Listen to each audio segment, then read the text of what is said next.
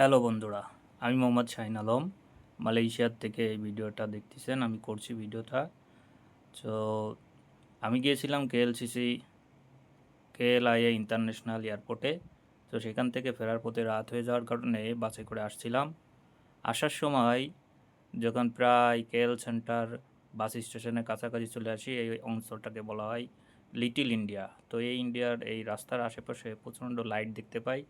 তো জানালার পাশে বসার কারণে ভালো করে উকিঝুঁকি দিয়ে দেখলাম এখানে কিছু একটা সেলিব্রেশন হচ্ছে। তো আমিও ক্যামেরা বের করে আর কি ভিডিও করতে লাগিয়ে গেলাম।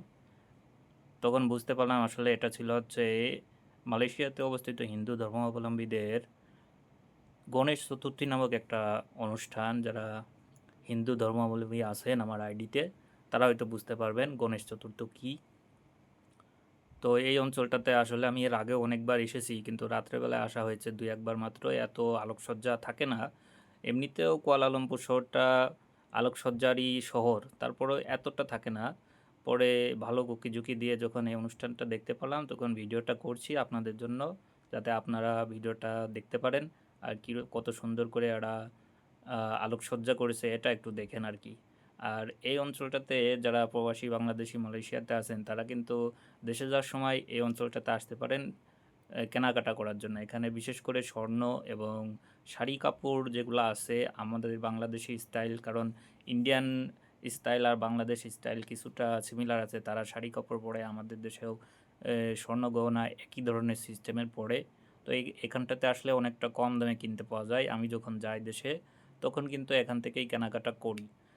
আর আপনারা চাইলে এখান থেকে কেনাকাটা করতে পারবেন। ভিডিওর কোনো এক সাইডে অবশ্যই দেখতে পারবেন যে এই তো সামনে আসছি যে বিশাল বিশাল শপিং মল এবং শাড়ি কাপড়ের বিশাল সমাহার আছে এই এলাকায়। আমি দেখে আসলে অভিভূত। এই যে দেখেন, আমি এই ব্যানারটা থেকে বুঝতে পারলাম যে গণেশ চতুর্থী নামক একটা অনুষ্ঠান হচ্ছে।